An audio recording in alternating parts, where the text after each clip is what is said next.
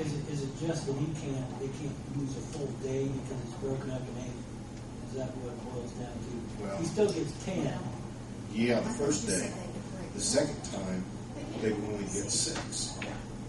Because it's based on 2,080 hours a year, 40 hours a week, 8 hours a day. So that's the point that the chief is trying to make.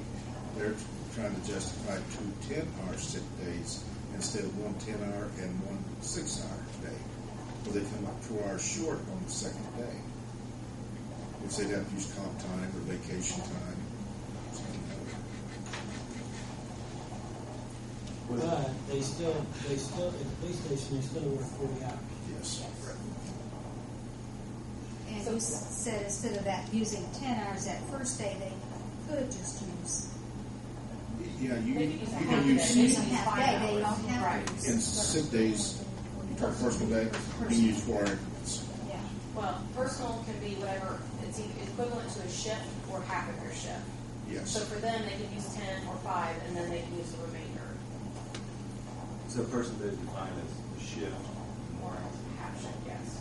Now, sick time, you can take down to the quarter hour, so go very low on that. Now, Brian, the only issue I have with that I'm looking at is they work 4 10-hour days to have an extra day off, correct? I mean, so they aren't working 5. Am I correct in thinking that? They work 4 work days at 10 hours a day? Then they're on Yes. 3. Is it 4 in a row, Brian? No, sir. See, they're staggered. Explain to us how that works. Actually, on the officer side, they would work three 10-hour days one week and 5 the next. And over a 28-day period, you have your 160 hours. On the communication side, they work 4 10-hour shifts each week. So it is like a swing shift, basically. You never have 2 same days off every week. Each week is different then. Each week would be different, yes, ma'am. And all I know, my wife works the same, but it's not split up like that. She works 4 10-hour days. And she doesn't get, and I'm not saying that she doesn't get it, you shouldn't get it, but she works on the same assumption as if she was a 40-hour week. So that's how they work at their work. And because I think and I hate to say it, but what Devin brought up was the idea about that even though it was 4 10-hour days, you still get more overtime because of the hours. Like you would get 20, which would be 2 work days, and they would get 16 for 2 8-hour days. I think that's the dilemma that we're having, because if there was some way to make it an even Steven.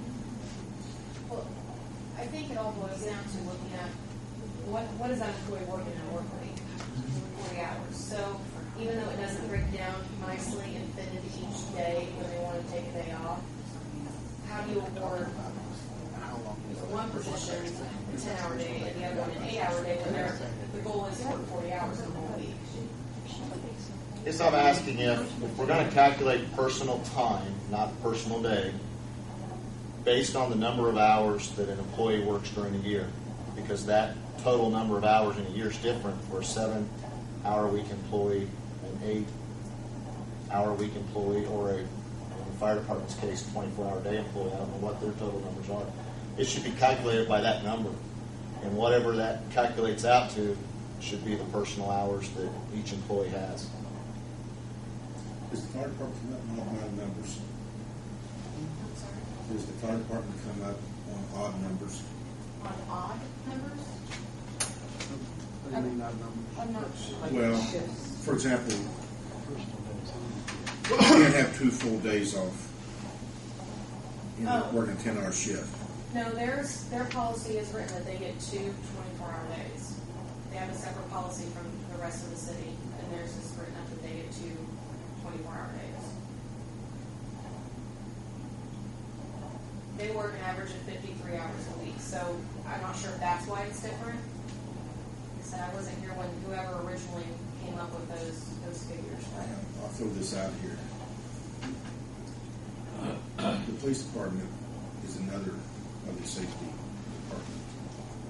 Why can't we separate them from the rest of the team? The rest of the jobs. Well, and are you talking about their own separate policy? fire department. They have their own SOPs.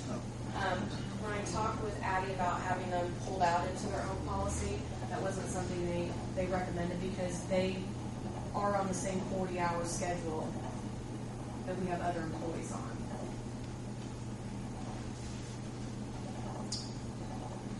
I mean, it's a little different there because you've got civilian and public safety in one building. But then again, I'll say this, it is different because they are working a 10-hour day, they're not working a 7-hour day or an 8-hour day. They're working a 10-hour day. So would you give anyone working a 10-hour day 2 full days of personal time? I don't think that'd be out of line. So you have 2 different, I'm just thinking this through, you have 2 different classifications of civilian employees, one getting a 10-hour personal day, the other one getting 8-hour personal day. Or you should never count the attendance against them if they don't have time to cover their time off. Which I don't think we do anyway.